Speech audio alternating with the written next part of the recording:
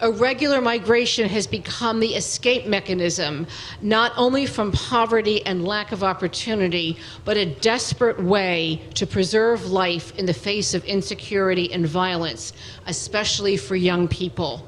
We're focusing today on prevention, namely how do we both prevent and protect young people from entering into irregular migration.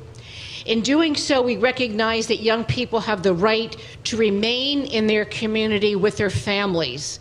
And to make that right a reality, they need options for participation, education, and a livelihood, all in an environment in which they feel safe and welcome.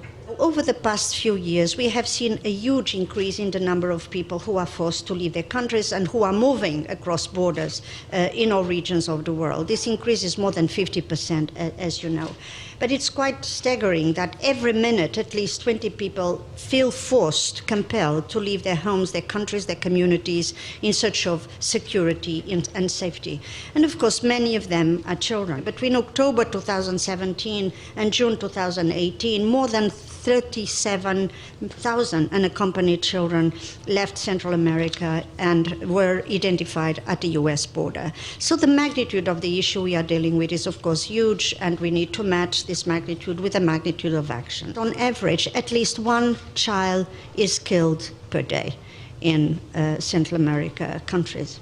But in addition, those who are not killed witness horrific scenes. They see the rape of sisters, they see the killing of parents, they see the forced disappearance of friends, and they never know when they are waiting for the bus at the door of the school if they are going to be the next one. In 2015, the homicide rates in Latin America and the Caribbean was 5 times higher than the global average. The rate is alarming when we consider that every 7 minutes somewhere in the world, an adolescent is killed by an act of violence. And you know, when we did the analysis of this, we found out actually that the adolescent in the Northern Triangle, their life chances was at times worse than an adolescent in Iraq or Afghanistan. And while on the journey, children and their families are apprehended, detained in transit, or upon reaching their destination, some of them only to be returned to their countries of origin. Upon return, they often experience intensified violence, poverty, stigmatization, and social exclusion. But in June 2016, the Government of Canada announced a $12.6 million project to fund the Confio project, seeking to protect children and youth in the Americas and addressing the prevention of irregular migration. And the project has 3 distinct pillars or outcomes, which I'd like to share with you briefly. And it reaches about 250,000 people. One is the strengthening and the use of child protection services in the region. And this means improving child protection services that respond to the needs of children and youth. And by the way, they're also informed by the children and youth. The solutions are informed by them. It's also about increasing employability of youth, learning marketable skills, collaborating with private sector employers, developing life skills, and ultimately building confidence of the young people.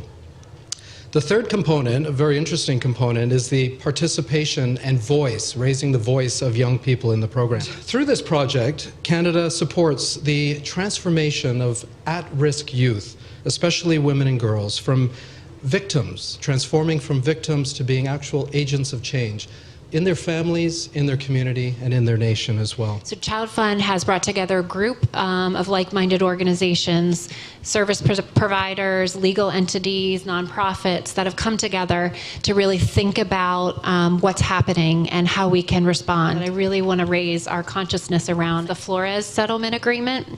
So this is a federal court case that was decided in 1997 that outlined protections for children in immigration detention facilities.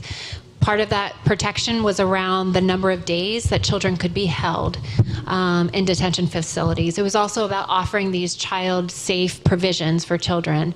The administration has noted that they intend to overrule this, which would essentially lead to indefinite detention in immigration facilities. So this is extremely concerning. There's only one childhood. Each child only gets one childhood. And I think, some of the rationale around toxic stress and what happens. And so, I ask all of us here, all of the concerned partners in the room, what are we doing to protect that childhood? The important issue for Confio is to understand that one of the only ways to improve the well-being of children, adolescents, and youth who are at risk of irregular migration is to consider the age, gender, and diversity approach and addressing inequalities through dialogue and the promotion of a culture of peace and nonviolence. Que tenemos alrededor de 358,000 jóvenes que no estudian ni trabajan. Hemos tenido 21,000 embarazos en adolescentes, 4,500 denuncias por violación, estupro, acoso y todo tipo de agresión sexual. La migración irregular se ha convertido entonces en este mecanismo de escape, no solo de la pobreza, sino de la falta de oportunidades. Nuestros países del Triángulo Norte tienen un bono demográfico muy importante. Todavía hay un segmento de población joven que es una fuerza productiva que nuestros países no están aprovechando y que al ser expulsados de nuestros países, esa fuerza laboral viene a otros países a dinamizar nuestras economías.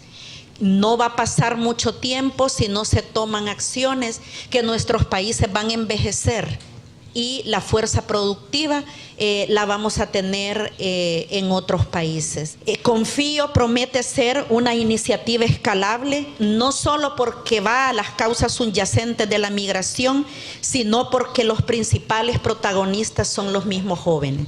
Yo dije antes que es importante, es imperativo que nuestros estados y sus instituciones